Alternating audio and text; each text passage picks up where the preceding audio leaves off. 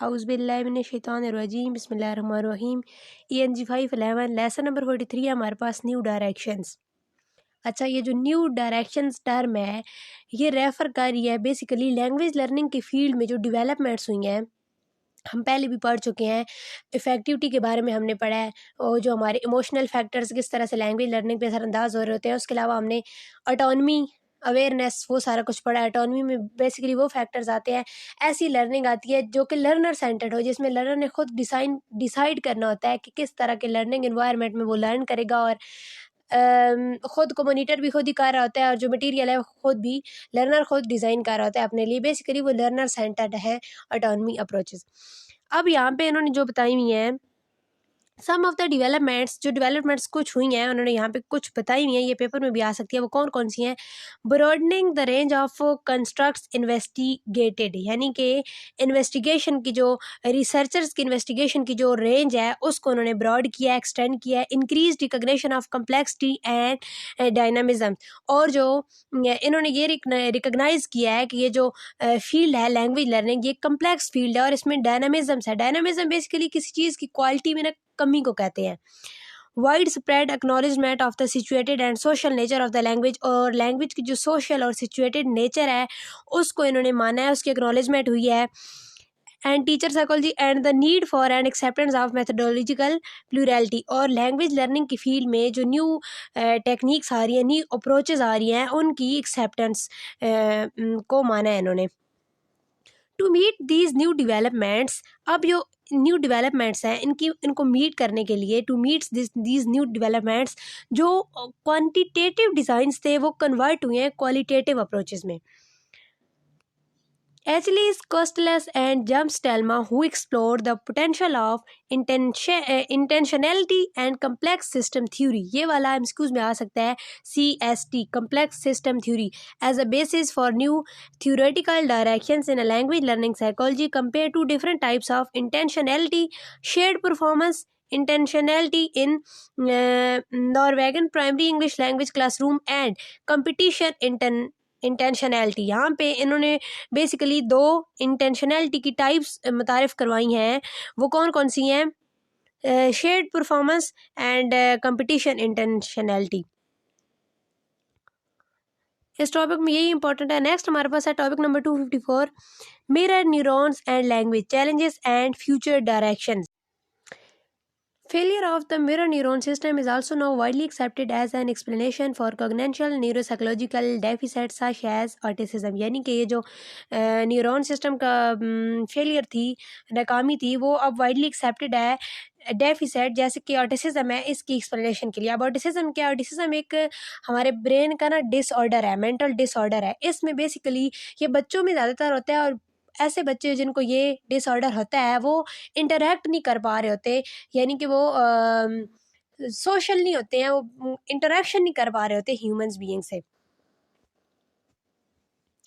अब यहाँ पे यही बताया गया है कि वो वाला जो एक्सपेरिमेंट था वो मंकीज़ पे किया गया था और इस एक्सपेरिमेंट से जो, अब मंकीज़ की कोई लैंग्वेज तो नहीं होती है, लेकिन एक इस एक्सपेरिमेंट से ये प्रूव हुआ था कि ये जो हमारे न्यूरॉन्स होते हैं ये अलाउज करते हैं हमें understand action and perform by other by mapping those action into action that it can itself perform. मतलब कि हमें दूसरों के जो एक्शंस होते हैं उनको अंडरस्टैंड करने में और किस तरह से वो परफॉर्म हो रहे हैं ये समझने में हमारी हेल्प करते हैं।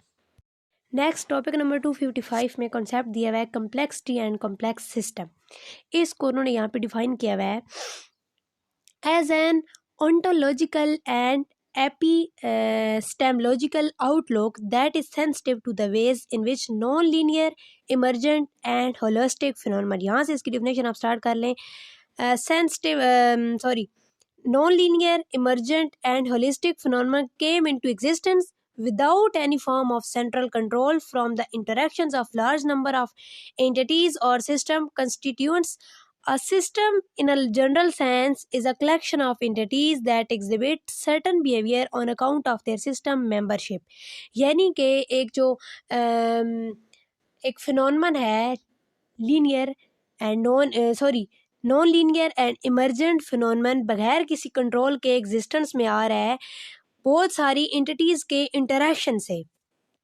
अब यहाँ जैसे उन्होंने यहाँ पे आगे आसान एग्जांपल दी हुई है, for example student and teachers behave in a certain ways because they are a part of school system. कि टीचर, एक स्कूल में स्टूडेंट्स और टीचर का जो बिहेवियर होता है वो इसके मुताबिक होता है, मतलब कि वो एक स्कूल के अंदर भी अंदर हैं और एक स्कूल के यानी पार्ट ऑफ अ स्कूल है टीचर्स और स्टूडेंट। अब वो इंडिविजुअली तो कुछ भी नहीं है ना, वो इंटरेक्ट कर रहे हैं और स्टूडेंट और टीचर से मिलके वो एक सारा स्कूल का सिस्टम बन रहा है। This means that their component interact with and are influenced by agents that operate outside the system's boundaries. Topic number 256 है हमारे पास, neural linguistics, computational models, challenges and future direction. Module level structure models. In this section, we will examine work on module level models. These models attempt to localize processing in particular neural models के हमारे brain में ये वाले neural models होते हैं, modules होते हैं और ये हमारे ब्रेन की प्रोसेसिंग को लोकलाइज कर रहे होते हैं। अब ये वाला एमसीक्यूज में पूछा जा सकता है कि for example there are at least 54 separate processing areas in visual cortex, कि विजुअल कॉर्टेक्स में कितने प्रोसेसिंग एरिया हैं, तो 54 सेपरेट प्रोसेसिंग एरियाज हैं।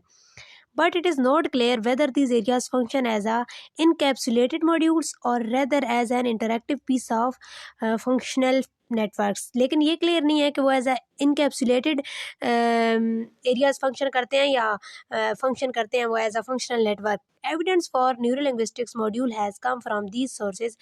एफेजियोलॉजी, अच्छा ये वाला जो न्यूरो मॉड्यूल्स और न्यूरो मॉडल्स का जो कॉन्सेप्ट है ना, ये डेवलप हुआ था, इन्होंने एग्जामिन तब किया था जब इन्होंने अफेजिया को स्टडी किया था। अफेजिया के इंट्रोड्यूस होने के बाद ये टर्म इंट्रोड्यूस हुई है और फिर यहाँ पे उन्होंने बताया है कि अफेजिया में क्या, अफेजिया के जो पेशेंट्स होते हैं उन्हें क्या प्रॉब्लम होती है। नेक्स्ट हमारे पास टॉपिक नंबर 257 है, engaging with the complexity of strategy use. यहाँ पे जो लर्निंग टेक्निक्स होती हैं वो हम पहले पढ़ चुके हैं, learning techniques and communication techniques, learning strategies and communication strategies, तो उसके बारे में बताया गया है। Rubin define learning strategies as a techniques और डिवाइसेस विच अ लर्नर में यूज टू एक्वायर नॉलेज, यानी कि एक लर्नर जो है, ये रूबिन ने डिफाइन किया है, एक लर्नर जो है वो नॉलेज एक्वायर करने के लिए जिन टेक्निक्स और डिवाइसेस को यूज़ कर रहा होता है उनको हम कह सकते हैं लर्निंग स्ट्रेटजीज। अब यहाँ पे इसमें बहुत सारी कंट्रोवर्सी पाई जाती है और डिफरेंट रिसर्चर्स ने डिफरेंट इसकी डिफिनेशन बताई है। Meanwhile, Dorney and Scahan had gone even further and recommended abandoning the term strategy in favor of more versatile term self-regulation. According to writers such as O'Malley, ATL definition is necessary for meaningful research, यानी कि एक meaningful research के लिए पहले हमने इसको define करने की ज़रूरत है कि लर्निंग स्ट्रेटजीज हैं बेसिकली क्या। नेक्स्ट हमारे पास टॉपिक नंबर 258 है, new challenges in psycholinguistics, interactivity and alignment in interpersonal communication. अच्छा, इंटरैक्टिविटी का जो टर्म है ये ड्राइव हो गया इंटरेक्शन से। अब यहाँ पे ये बताया गया है कि रिसर्चर्स ने इंडिविजुअल्स के ब्रेन की प्रोसेसिंग को छोड़ के इंटरैक्टिविटी के प्रोसेस पे ज़्यादा ध्यान दिया है और इंटरैक्टिविटी का प्रोसेस यहाँ पे उन्होंने बताया गया है कि जो लैंग्वेज है वो बेसिकली इंटरैक्टिविटी की पैदावार है। Language emerged from interactions and it has been bound to it during its evolution. According to fully capture and understand communicative interactivity, one should take into account that some of its aspects are inbrain. Interactivity को समझने के लिए ये समझना ज़रूरी है कि इसके जो कुछ aspects हैं वो inbrain and the neural structures responsible for communication are also interaction oriented. Moreover, interactivity must also be somehow encoded in the language system itself. और जो इंटरैक्टिविटी है इसका लैंग्वेज सिस्टम में भी somehow कुछ ना कुछ हिस्सा है। इन सेमिनल बुक क्लार्क, अब क्लार्क की बुक में ये तो ये लिखा हुआ है कि explicitly states that language should be investigated as a collaborative joint activity, की लैंग्वेज को इन्वेस्टिगेट तब किया जा सकता है सिर्फ एज अ कोलैबोरेटिव और जॉइंट एक्टिविटी के तौर पे उसको एग्जामिन किया जा सकता है, उसको इन्वेस्टिगेट किया जा सकता है। Even much earlier studies refer to a discourse and interactional achievements, और इससे पहले जो स्टडीज़ है उसमें भी इंटरेक्शनल अचीवमेंट्स के कॉन्सेप्ट्स पाए जाते हैं। Straight forward view of interactivity is that certain action of one party result in certain action of another which is turn में be notice by the former and answered with another sequence of the action. अच्छा, इसमें यह है कि एक party के जो action है उसकी वजह से दूसरी पार्टी के रिएक्शन क्रिएट होते हैं, पैदा होते हैं, और उस चीज़ को ना पहली पार्टी नोट कर रही होती है। Accordingly, one may be able to find some corresponding pattern of modeling in the conversational pattern, even though the notion of correspondence remain rather initiative at this stage. The assumed correspondence may be based on synchrony, so occurrence, or on any kind of similarity relationship between units of communicative modeling.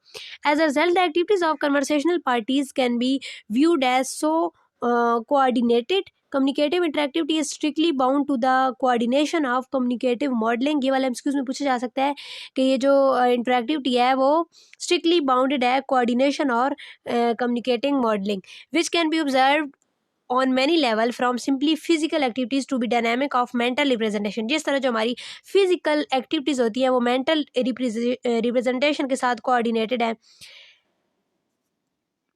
as well as in many domains as modalities. One may assume that there is an inborn tendency to align which may direct humans toward increased interactivity. अच्छा, ये भी कहा जा सकता है कि ये भी अज्यूम की जा सकता है कि जो ये इंटरैक्टिविटी है ये हमारे ब्रेन में बाय बर्थ होती है, यानी कि इंट्रैक्शन की जो टेंडेंसी है वो बाय बर्थ हमारे ब्रेन में होती है। दिस टेंडेंसी में भी developed and strengthen due immersion in society and culture. और इस तरह फिर सोसाइटी और कल्चर से इंटरेक्शन से ड्यूरिंग अ टाइम वो जो है वो डेवलप होती रहती है। There are also some external factors like music that influence conversational patterns and may result in some kind of alignment for their modeling. कुछ यानी फैक्टर हैं जो इसकी डेवलपमेंट में अहम किरदार अदा कर रहे होते हैं, उनमें से एक म्यूजिक भी है जो हमें कन्वर्सेशनल पैटर्न प्रोवाइड कर रहे होता है। The present text is intended as very compact review of various understanding of aspect of interactive alignment.